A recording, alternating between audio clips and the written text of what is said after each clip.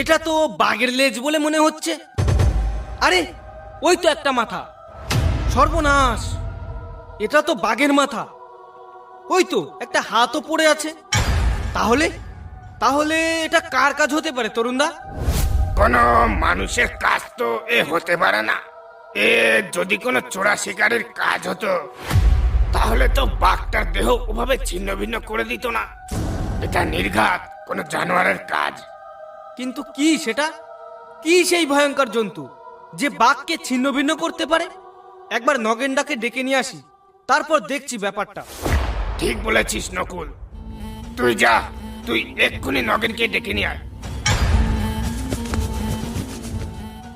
এ আবার কি সর্বনাশ হয়ে গেল রে! হায় হায় হায় হায় রে! আমার সাধের গরুটা একেবারে ছিন্ন ভিন্ন করে দিয়েছে রে! হায় হায় রে! নগেনদা, কি হলো? ওইভাবে কাঁদছো কেন তুমি? কি আর বলবো ভাই, কাল রাতে আমার গরুটাকে মনে হয় বাঘেই এই হাল করেছে। কিন্তু এদিকে তো আরেক কাণ্ড ঘটে বসে আছে। কোন দিকে? কোন দিকে আবার কি ঘটেছে? আমি আর তরুণ যাচ্ছিলাম জঙ্গলের দিকে মাছ ধরতে। সে জঙ্গলে ঢোকার মুখেই দেখি একটা বাঘের ছিন্নভিন্ন দেহ পড়ে আছে। তাই দেখে তরুণ তোমাকে ডাকতে পাঠালো। তার মানে বাঘের ছিন্ন ভিন্ন দেহ?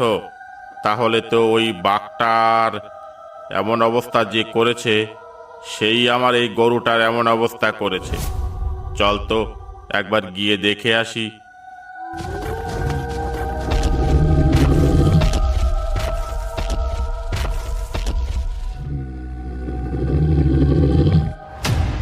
এমন ভয়ানক ভাবে কি ডেকে উঠলো?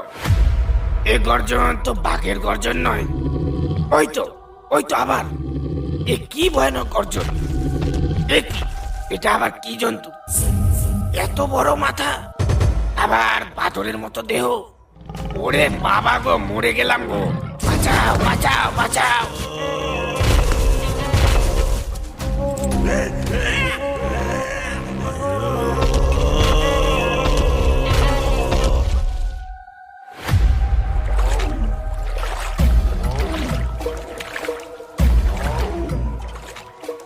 নগেনদা, এভাবে দাঁড়িয়ে পড়লে কেন? এত বাঘ নদীতে নেমে কি করছে? নদীতে তো এর আগে এত বাঘ দেখা যায়নি। সে যাই হোক, তুই লাঠি ধর। একটা বাঘকেও এপারে উঠতে দিবি না। বাঘগুলো এপারে উঠলে আমরাই শেষ হয়ে যাব।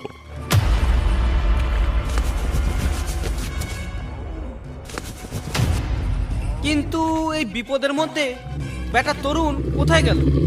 ওটা কিসে ডাকলো রে নকুল? ডাকটা তো বাঘের মতো ছিল না। আরে একটা বাঘও এপারেও আসছে না, ওপারেও যাচ্ছে না। ওই দেখো, আবার ডাকলো। ডাকটা কিন্তু ওপার থেকেই এলো, বুঝলে নগেনদা? এই ডাক শুনে আমার কিন্তু রক্ত ঠান্ডা হয়ে যাচ্ছে নগেনদা। ব্যাপারটা এবার বুঝলাম। বাঘগুলো এপারেও আসবে না, ওপারেও যাবে না, কারণ বাঘগুলো ভয় পেয়েছে। বাঘগুলো ওই জন্তুটা তাড়া খেয়ে জলে পড়েছে। এরা আজ আর জল থেকে উঠবে না। নগেনদা, ওই পারে দেখো কারা যেন নৌকো থামালো মরার জন্যে। ওদের বারণ করো নগেনদা, ওদের বারণ করো, না হলে ওরা আর রক্ষা পাবে না। ও ভায়া, ও ভায়া, তোমরা কারা? ওই পারে নৌকা বেঁধো না। ওই পারে খুব বিপদ। ওখানে ভয়ঙ্কর কোনো জন্তু ঘোরাফেরা করছে।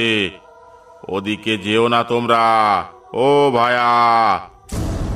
পুটেদা, ওরা কি যেন একটা বলছে, এদিকে নাকি বিপদ আছে।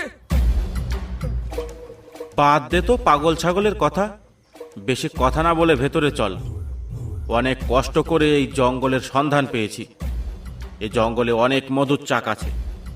যাতে আমরা এই জঙ্গলে না ঢুকি, তার জন্যই ওরা এসব বলছে। চল চল, ভেতরে চল। নগেনদা, তোমার কথার তো কোনো দামই দিল না। ওরা মরতে ঢুকে গেল জঙ্গলে। মরুগ্গে যাক, চল আমরা বাড়ির দিকে যাই।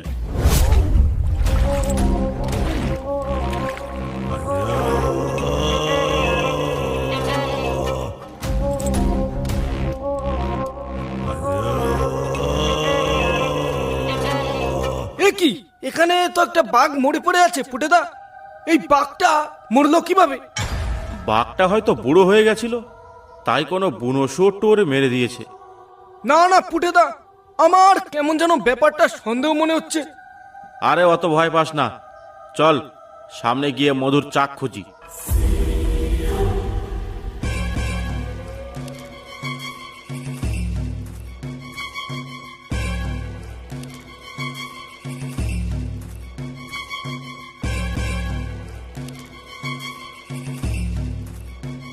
আবার দাঁড়িয়ে পড়লি কেন? দাঁড়িয়ে পড়লাম কেন বুঝতে পারছো না? তোমার তো চোখ নেই। এসব কি? জঙ্গলের বাঘগুলো রক্ষা পায়নি ওই জন্তুরের কাছ থেকে, আর তুমি রক্ষা পেয়ে যাবে ভেবেছো? সেই তখন থেকে ভুলিয়ে ভালিয়ে আমাকে নিয়ে যাচ্ছ জঙ্গলে মরার জন্যে। তুমি যাও, আমি যাব না। ওটা কিসে ডাকলো? ওটা কিসে ডাকলো? এইবার ঠেলা সামলাও, আমি গেলাম।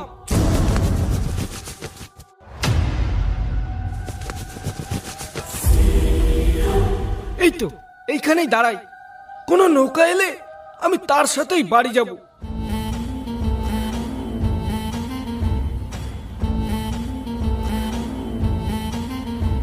নগেনদা, ওই দেখো আরো একজন যাচ্ছে নৌকো নিয়ে জঙ্গলের দিকে।